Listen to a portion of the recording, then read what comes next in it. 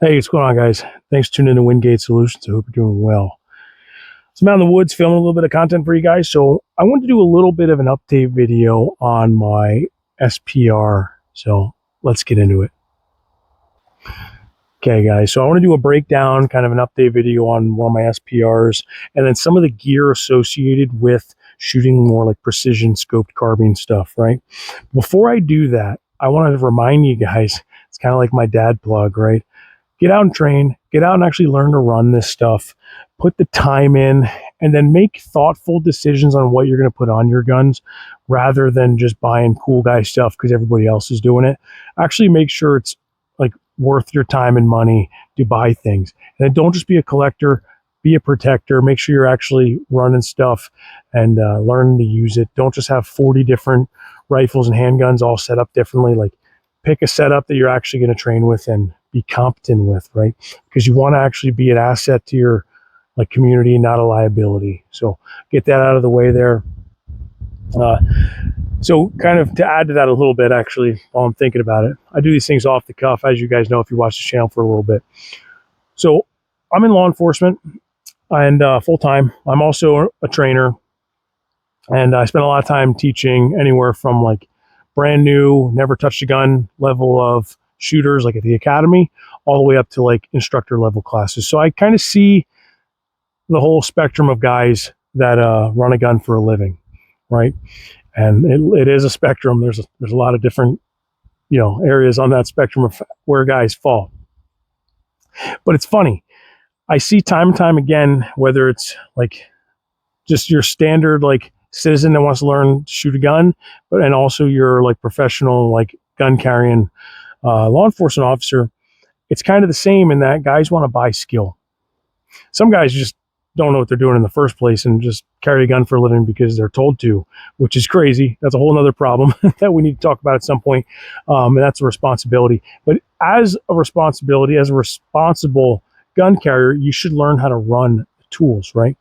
But I see it a lot of times that guys want to buy that skill. They want to buy the cool guy stuff. They want to buy the Gucci gear that all the new influencers are pushing. And like, I get it. Like, I want to buy a little bit of skill too. I want to push my skill to its limits, and sometimes having the appropriate tool to build the efficiencies of what I'm trying to do can be productive, right? It can work. But I've also seen guys like come through some classes I've taught.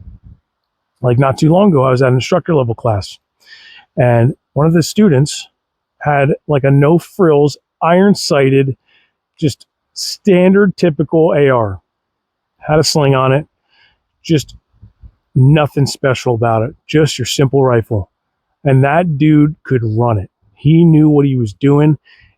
The fact that it was just irons, didn't have anything special on it, didn't have a can, didn't have any optic, it didn't have any Gucci stuff at all. And he ran that thing and he crushed it with that very simple no frills rifle. And it was exact proof that it's the Indian, not the arrow, right? I still don't want to choose to have a subpar like piece of equipment if I can put a little bit of money or time or resources into getting something better.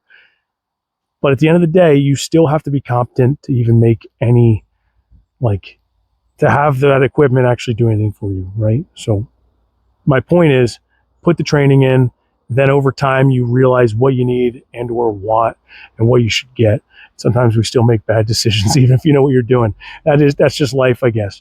But anyway, let's get into this thing. We'll talk about SPRs a little bit, kind of my take on special purpose rifle, and we'll go from there. So, all right. I've put these on the channel a few times now. You guys know if you've watched for a bit, I'm a huge fan of shooting scoped carbines. It's just what I like.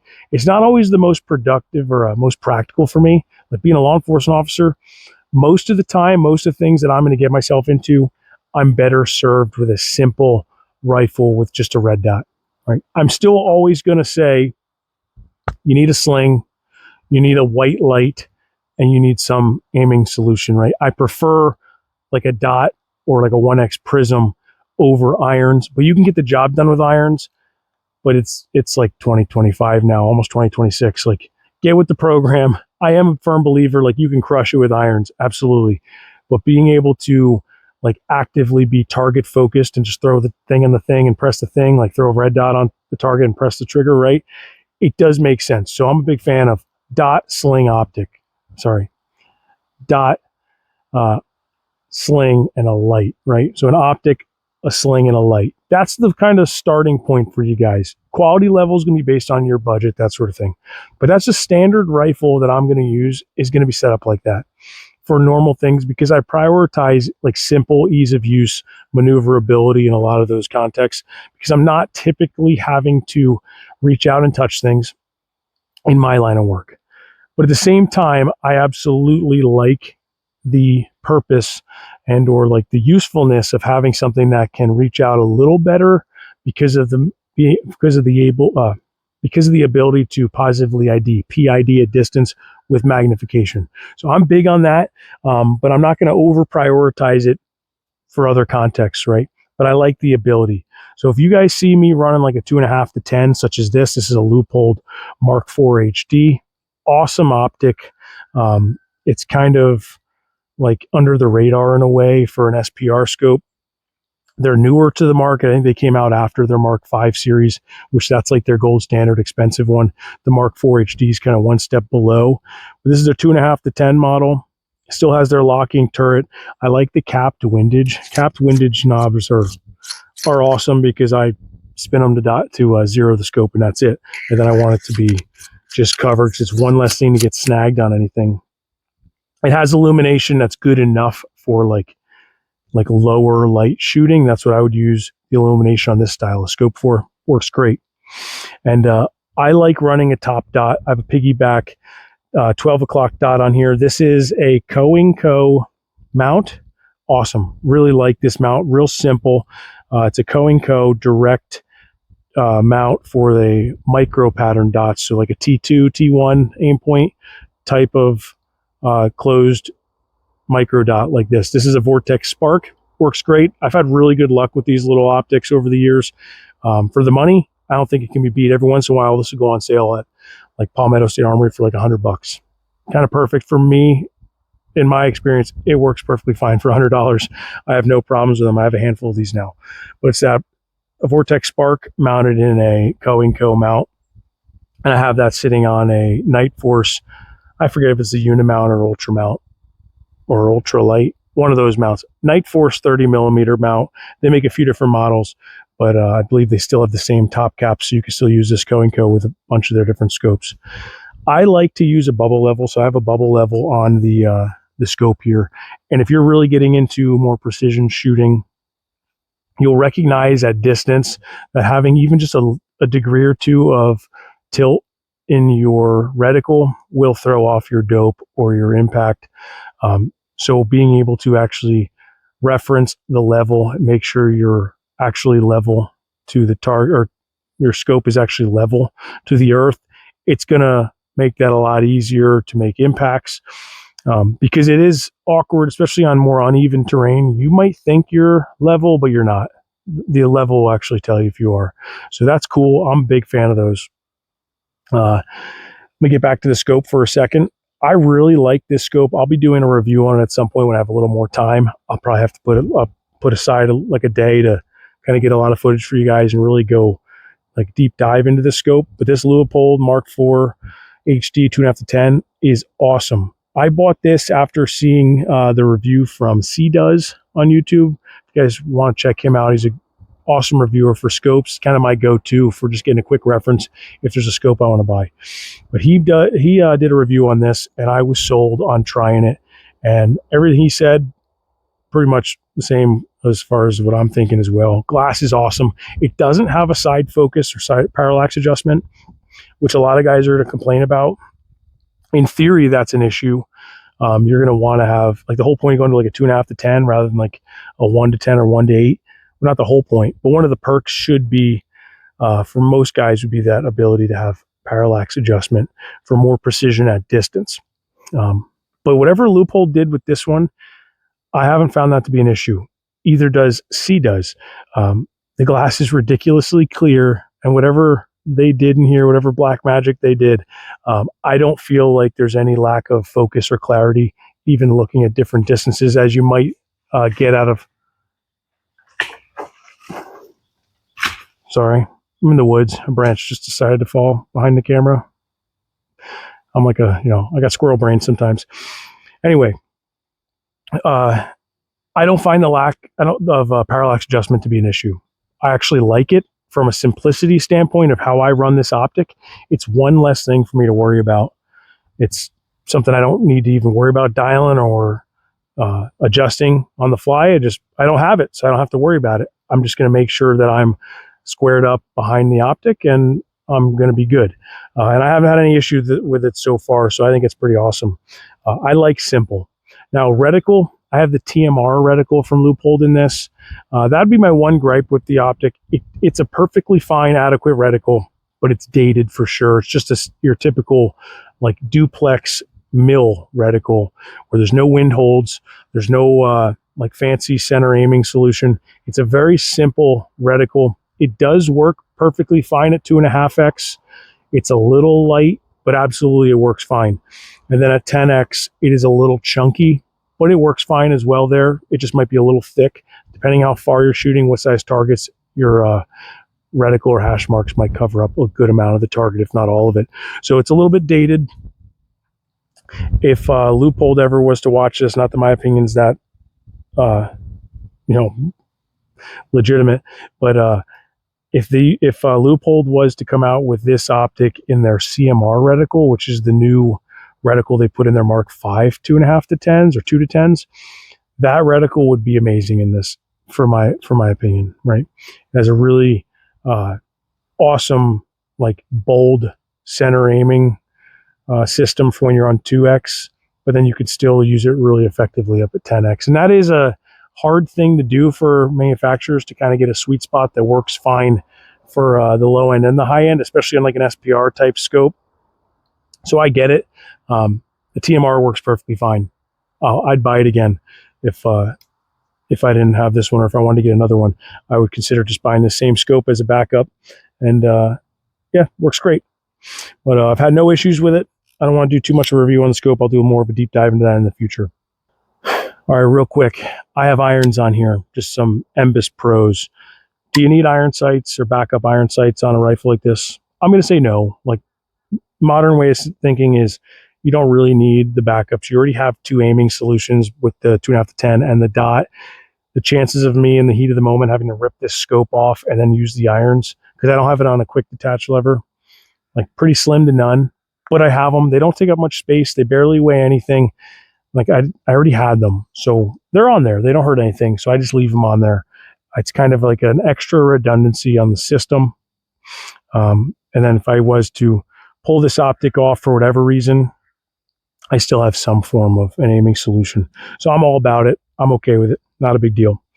So I'm going to take this guy out because I have this thing cruiser ready. If you didn't already see, I run 20s in a lot of my guns, specifically for when they're in a bag or in a case. They can already have something in them that isn't going to stick out as far as a 30 rounder. Now, you do you. Make sure you kind of understand your local state laws as far as having firearms loaded, specifically if you're going to be driving them somewhere. Just check into your own rules. But I usually have 20 rounder in mine, cruiser ready, meaning there's none in the pipe, but I have a loaded magazine. That means all I have to do is deploy this, rack around in, swim in, make sure my dot and everything's good, and I'm ready to go. But I like the 20 rounders because they fit in the bag easier. They're nice for shooting on from a tripod or a bipod as well. So something to think about if you guys are getting SPR. You might want to get one or two 20 rounders because they're just fun to use. They look cool too. I like the aesthetics of a 20 round mag. Not that it matters, but it just happens to look cool. So anyway, so I'm just going to talk about this thing in no particular order, just to kind of annoy some of you guys. No, I don't really care about the whole tip to butt thing. I'm just going to talk about it as I go. So charging handle, I'm a big fan of the BCM gunfighter charging handles. I actually run the smallest version, and it's non-ambi. Ambi's cool. I actually do like ambi charging handles. I've just had a couple of these for a long time. I like the small latch though, because I don't want it to get snagged on kit. And the bigger latches for me tend to get snagged on like plate carriers, chest rigs, and then you can find yourself having your rifle be out of battery and you don't realize it. So I'm a fan of the little bit smaller latches, but personal preference. I like having an aftermarket charging handle for malfunction clearing, things like that, because it just gives you some better purchase to run the gun. But there's nothing wrong with running a mil-spec 7075 charging handle. Just make sure it's not a 6061. And if you're unsure, it might be worth a couple bucks to upgrade your cheap charging handle to a minimum 7075 like mil-spec aluminum charging handle, just because they're going to be stronger than 6061. Okay, a little tip there. So on the back here, this is something new for me that I've been running for a bit now on a few of my rifles, and that is the BCM Mark V buffer system. Really cool. I was hesitant to upgrade to the Mark V buffer system for a long time, just because I never really felt the need. I've had no issues just running a standard carbine buffer tube and just like simple buffers. Like I usually throw like an H buffer in to start on my rifles. Every once in a while I run an H2, but I just had no issue running standard parts. But what I like about the Mark V system is it's 8 position, so it's actually 2 notches longer. If you guys can't tell, I'm a kind of big guy. I'm 6'4"-ish, 6'3", 6'4". Maybe I've shrunk a little bit. So having that extra little bit of buffer tube allows me to get a better stock placement on my shoulder, because I'm a fan of like having it fully let out just for ease of use. I'm not a real crunched up type of shooter. So me actually having the longer buffer tube, it actually feels normal for me, probably for how a lot of guys feel with just the standard tube. So I like it. I've kind of never realized how short a regular buffer tube was for me until I started running one of these. Now I don't want to go back to a standard one. So I like these so far, and the actual buffer weights, the buffers themselves in these are really cool.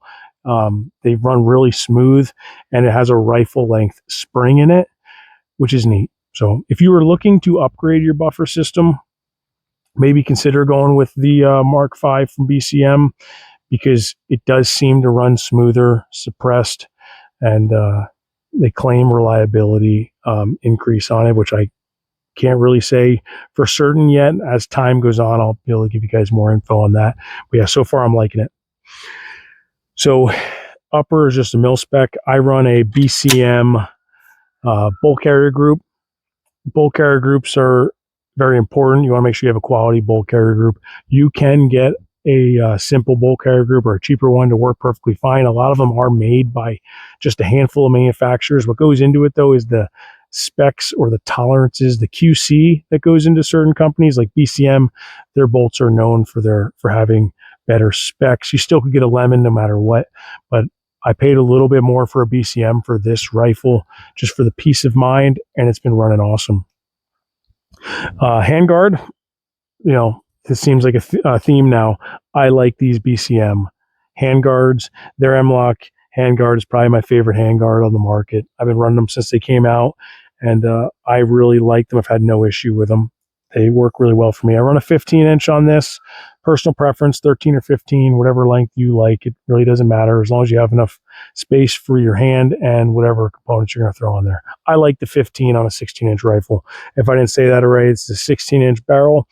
This is a Roscoe manufacturing K9 barrel. This is the barrel and hatchet version.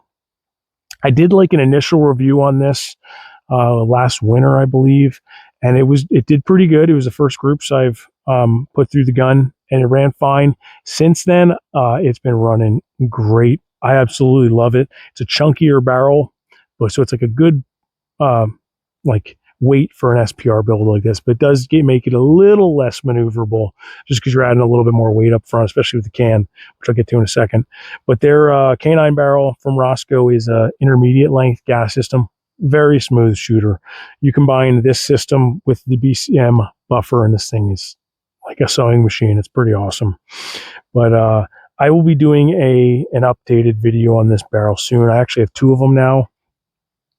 This one has, at the time of filming this, I think like 1,200-ish rounds on it. So it's decently broken in at this point. And the other one maybe only has like 500.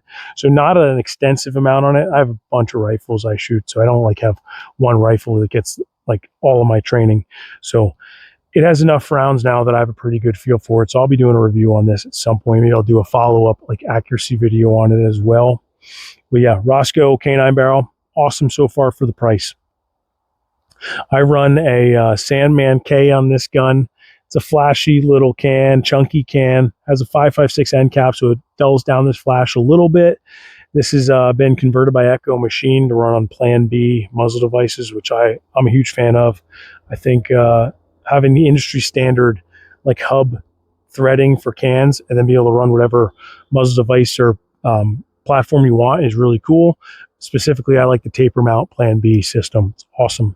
So yeah, Sandman K, it's a heavy can, but it works really well for my needs. It's not very quiet, and it's not the best of flash reduction. It's kind of like a combat can, and I like it. I don't know if I'd buy it again, but it works for me.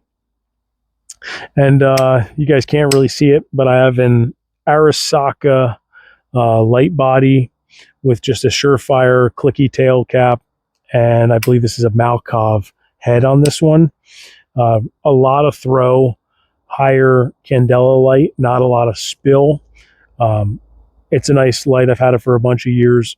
There's a lot better ones in the market nowadays, but this one still works really well for me. I like just a tail cap light, just the way I run the gun. I don't want to have tons of wires and like pressure pads that can be ND'd a little easier. I do run a light cap from time to time. I'm not a huge fan of this on a lot of rifles. Like I don't run this on like my patrol rifles. I always make sure it's off on this one as well. Where I like this light cap is for if I'm going like predator hunting with my buddies. I like the ability to cover that up. And then I know I'm not going to have an ND by accident with a white light while we're all under night vision and thermal. Because that could happen. You don't want to be that guy. So if I throw an IR light on here, I'm not going to go to my white light by accident. Or if I do, I'm not going to ND the white light downrange. So that's important to me for that situation. But I don't run it on like a patrol rifle where I might need to get this thing into action quickly. I don't have to worry about taking this cap on or off. When I need it, I want it to work, right? Just something to think about for you guys. Sometimes we like to add things just because, or we want to put something like this on because it's the cool new industry thing. You got to make sure it actually fits your use case, right? Home defense or things like that, you don't need a cap on your white light. You might need it if you're thinking more like Minuteman philosophy, running and gunning with this sort of thing at night, and or for like predator hunting and things like that. Yeah, the cap is nice. So anyway, I run a hand stop on my rifles. This one was actually a prototype made by my younger brother's company, Weekend Warrior Customs. You can check those guys out. I don't know if he actually has this one for sale, but it's just a 3D printed hand stop, and I've run it like crazy the last couple of years, and it has been holding up great. So I like a little hand stop as an index reference point for my light and for other controls on the gun. That's why I run it. It can be used as a barricade stop, but I don't use it for that as much. But it does add a little complexity to the bottom of the gun, though, for when it comes to running like around barricades, because there's a time and a place to have your gun slick, especially if you're going to use like a bag or like an Armageddon gear, like what's it called? Like the medium bags or anything like that, which I'll show you guys in a minute. It's nice sometimes to have the rifle slick, but pros and cons, right? I like hand stops. I run a pick rail out front for just QDing my bipod too. That's nice and simple. I also run an Arca plate. That's how I mount into tripods. I found that to work for me. It's nice and simple. I really like having an Arca mount rather than like a hog or pig saddle. Like a clamp design tripod. They work. They're nice for putting a bunch of different rifles on a tripod, but I haven't found those to be as secure as running an Arca mount. So that's what I like. Let me think for a second. I run a Magpul K2 grip, and I run all mil-spec controls on the lower, with the exception of a LaRue MBT trigger. Triggers, personal preference. The Geisley triggers are awesome. Nobody's going to deny how awesome they are. Geisley makes great stuff. The LaRue MBT trigger is awesome.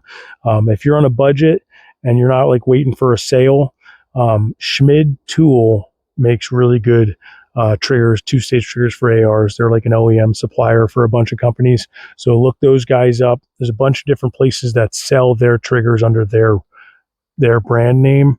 You can kind of figure that out online. But Schmid Tool makes good two-stage triggers. I like those if I'm on a budget. Turn this thing for you guys.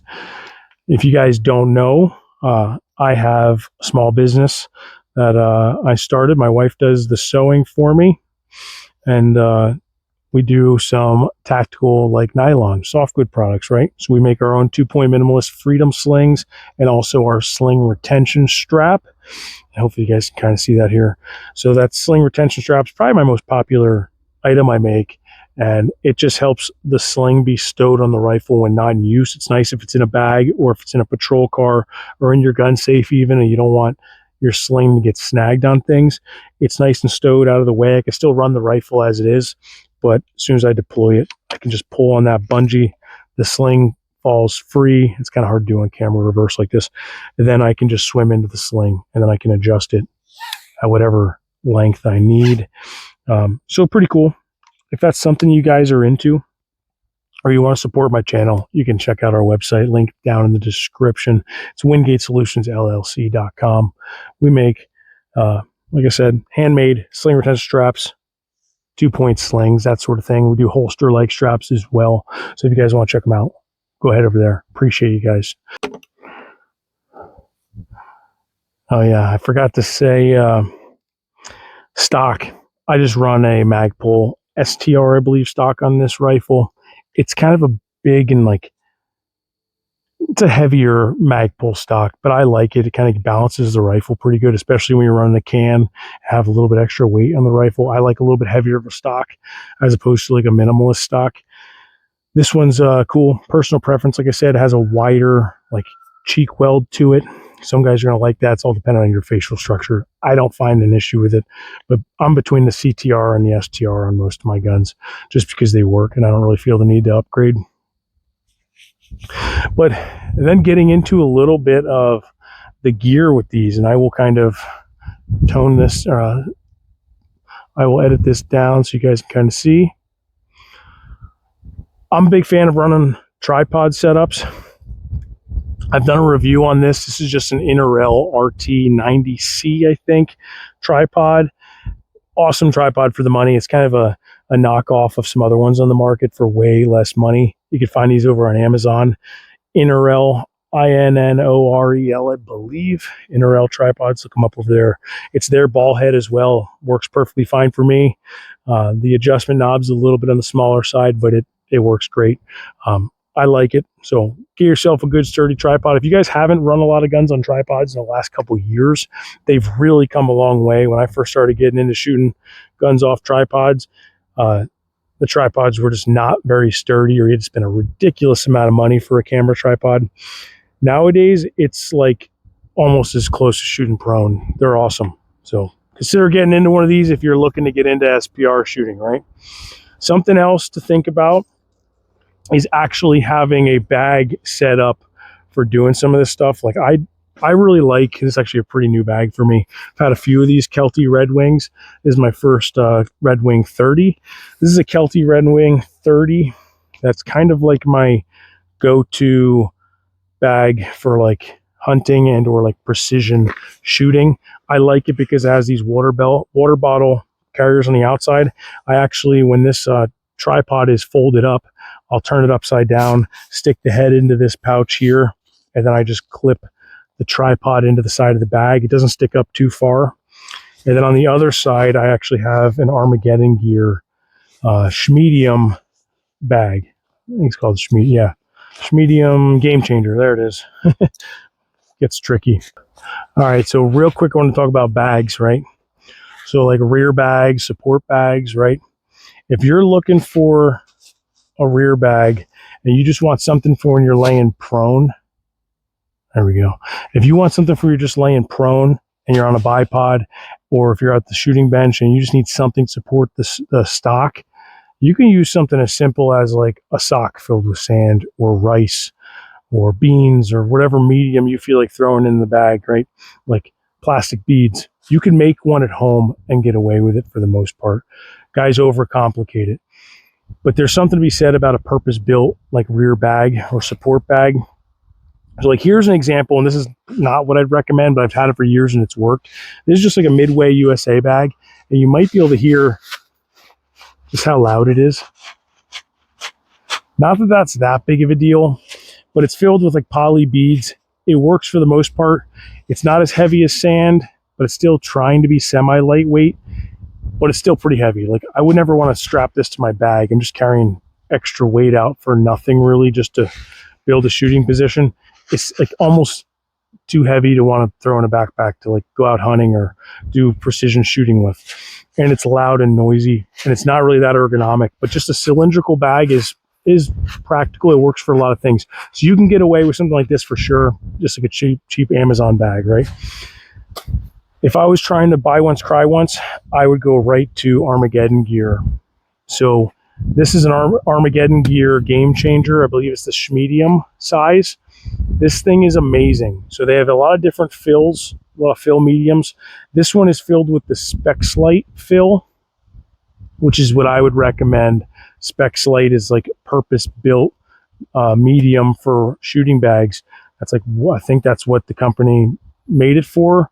It probably was a byproduct of something else, and they probably realized it was something they could sell to us, which it is what it is. I don't really know that for sure, but it's just a medium for bags. It's a very lightweight, like plastic, and I mean it weighs nothing. It's also not really loud. It still has a little bit of noise, which it's not that big of a deal, but it's not like loud. It's almost like cushiony. It's not going to be as solid as like sand, like heavy fill. But for me, the balance of stability and also being lightweight, this one is king, is awesome. Super lightweight, still gives me support.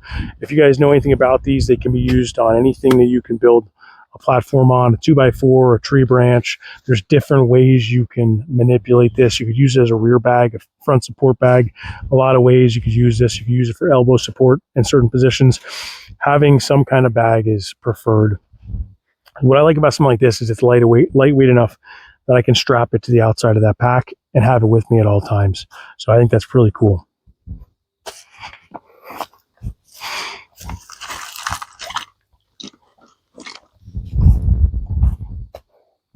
All right, real quick. If you guys are looking into bipods, a million bipods on the market, pick whatever flavor you like. I've been running Harris bipods for years, and I haven't had a need to switch just because they've been working great for me. I did a bipod video on these not too long ago, so go back and search for that. It's actually one of my more popular videos at this point, believe it or not. But it's because I go over the different models and features of the various Harris bipods, because they can be kind of confusing on the website if you don't know what you're looking for. But I have a couple different versions, a shorter one, like a 6 to 9, and then like a 9 to 13. Depending on what I'm doing, I want the different size bipods. And I have mine on ADM quick detach mounts. Really simple, awesome, something real simple to throw in a bag. And I can use it when I need to, but I don't have to have this big bipod hanging off the front of the gun all the time, because there's times where I just don't need it or want it, especially if you're using this rifle like in more of the capacity that I use them for, as more of a general purpose rifle. It's not just used for precision. I can use this rifle as just a general rifle for around the property, that sort of thing, and I just don't need the reason to have the bipod on all the time. So having the quick detach bipod to me is awesome. It allows this thing to stretch into different roles for sure. So, all right, guys, I know that was a little bit lengthier of a video than I kind of wanted it to be. I wanted to kind of do an updated SPR video. Hopefully you guys got something out of it. We'll do some more shooting with these in upcoming videos. I'll do that Roscoe review. I'll do a review on this Leupold 2.5 to 10 Mark IV HD. And we'll get after it a little bit more coming up. I just wanted to do kind of just a breakdown video for you guys. Sometimes it's just simple and fun. And I appreciate you watching. Check out the website, WingateSolutionsLLC.com. Hit that thumbs up, like button, share with your buddies, do all that cool stuff. Subscribe if you're not already. Comment down below. I enjoy reading it. And yeah, if you guys want to also check out something else that I'm into, I might have told you guys in another video already, and I'll get into it a little more thoroughly.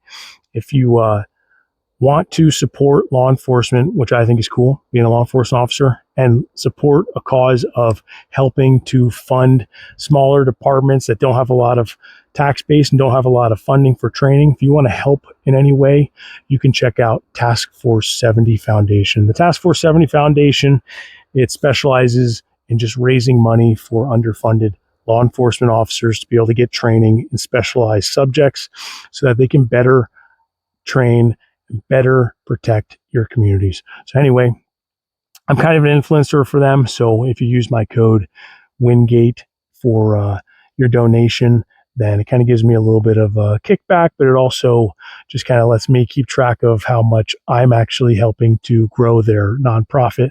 So I'd appreciate it if you guys check them out. All right, guys, I appreciate you. Till next time, get out and train.